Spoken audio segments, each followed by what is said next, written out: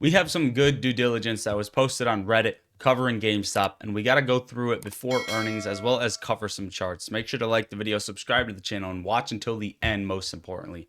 First of all, Chicago Exchange CHX short volume has been MIA on Chart Exchange for a few days now, and likely to remain missing today. And here is basically the screenshot showing the CHX volume being missing so that you guys will understand throughout this post. Now, Chart Exchange shows that CHX short volume is very consistently reported since April 2024, with only two exceptions, March 21st, 2025 and October 23rd, 2024. That is it. Only two missing CHX short volume days, and has the screenshots to back those up. Now, digging around October 23rd, 2024, I found that Reese on X noticed GameStop volume on CHX was missing the same day. Why is GME CHX Chicago Exchange volume missing from October 23rd? Coincidentally, the day that preceded the start of a 58% run-up. If CHX volume were truly zero that day, it would read 00. Obviously, it's not 00. Now, very curious, as the 2 days prior had missing or redacted FTD data, looks as if the FTDs were super high when they managed, and then they managed to get it down to a reportable level by showing shoving a bunch of those FTDs through CHX, who then hid their volume that day. Strange, right? Almost seems like CHX volume is hidden to manage a pile of FTDs. Now, this is where it gets interesting. Just a few days ago, Reese noticed somebody bought nearly 500K in GME 0 DTE $15 calls on X, basically 600 calls guaranteed to expire in the money and get assigned 60,000 GameStop shares that weekend. T+1 settlement for those calls would be October 21st, failed to deliver on October 22nd, and whoever sold those calls would be in trouble on October 23rd, which is the same day CHX short volume and CHX GME volume are missing. Now, at this exact time, FTD data for GameStop is also missing for October 22nd and 23rd. You can see right here, somebody is possibly exercising. 500,000, $15 calls expiring today. GameStop is someone exercising, right? Now, C35 from October 22nd landed on November 26th when GameStop's volume spiked to 24 million. XRT created 2.6 million shares, and someone borrowed 6 million from the lender as a last resort. Digging around March 21st, 2025, we're coming up to more recent time frames now. I found the Ultimator on X caught a zero stock borrow fee glitch that day where all stock borrow fees briefly flashed to zero. Did everyone at the same time have a moment of generosity to let anyone borrow anything and everything for free? Very strange when considering this moment of collective Wall Street generosity also happened during a 4-day period of missing FTD data, with record low GameStop volume March 18th and 20, bracketing GameStop share count on March 19th, when someone borrowed 1 million from the lender of last resort Fed repo. And don't worry, we're going to give a little bit of a breakdown after this. C35 before March 21st was February 14th, 2025, when Schwab and Thinkorswim fired off alerts for GameStop's last price at 167,800, which occurred C35 after markets were closed on January 9th. So DTCC settlement and clearing could clean up messes. 420, time to get high and wide January 9th. You can see these glitches right here. We talked about them in videos as well. Now, it's very clear something strange is happening behind the scenes with settlement and clearing when CHX volume is hidden. GME short volume on CHX has been missing since June 2nd when someone borrowed 5 million from the lender as a last resort. June 5th is one FINRA margin call, T15 plus C plus 14 after May 1st, which was Rule 204, C35 closeout date for a massive amount of shares shorted on March 27th when GameStop announced their convertible notes.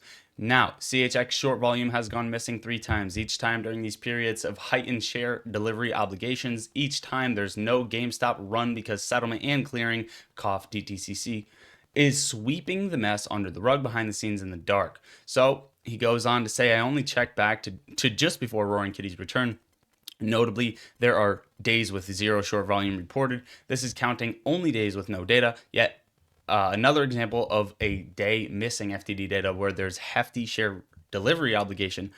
Prior posts on this include no data for you, SEC FTD intentionally, yada, yada, yada. These go down a couple of posts as well, which cover the history of SEC redacted FTD data. And then they have more listed here, talking about the Fed repo, trying to correlate it as covered in several of their DD posts. FINRA margin calls are 15 trading days, Rule 4210.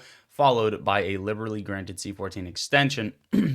And basically, what does this mean next? Well, the latest CHX outage, June 2nd, 2025, is basically the thing about this post. We have to look forward thinking. They have the due diligence to back it up, and obviously something fishy is going on. Now, a massive T+35 closeout crunch tied to GameStop convertible notes on from March 27th is likely what is causing this signal. Now, somebody needed liquidity to survive it, and we're currently in an extension period, a C14 period, that ends around June 19th. Now, June 19th to 21st is that expiry, and if shorts can't deliver, forced buy-ins could happen, which may create short-term upward pressure on GameStop, and a repeat of November 26, 2024, when GameStop spiked to 24 million in volume, and XRT created synthetic shares, and someone borrowed $6 million. Watch for another Fed repo to increase, XRT basket adjustment, or short borrowed fee spikes.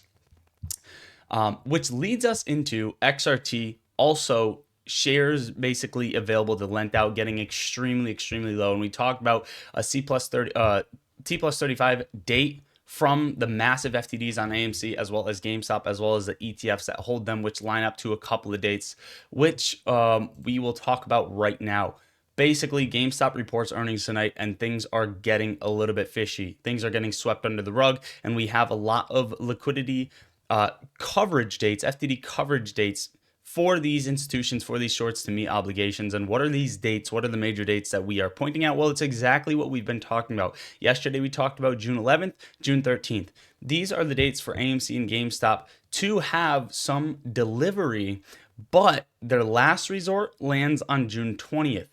Why? Well, that is quarterly ETF rebalancing, which also lines up with everything that is happening in that Reddit post, which also lines up with earnings tonight. I assume, it would be one of the best spots for them to do it because they have such a short time frame for GameStop to actually have a massive move here.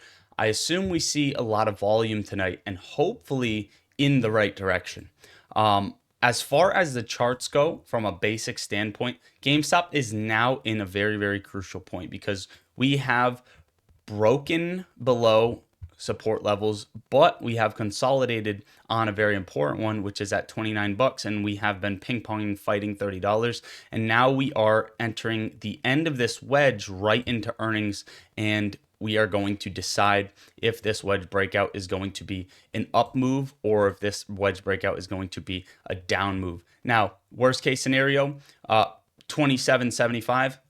We have a nice, very quick green scenario, 33.60. Watch those levels after earnings. Obviously, I'm calling for the higher one. We're also seeing dark pool orders being purchased on GameStop. What is this looking like? Well, just from a basic standpoint, it's looking like a sell the rumor, buy the news event. GameStop crashed down from this level and came all the way down here. We would have to see some very negative news for GameStop to push lower, consolidate around 28, and then sell off even further for this thing to be over.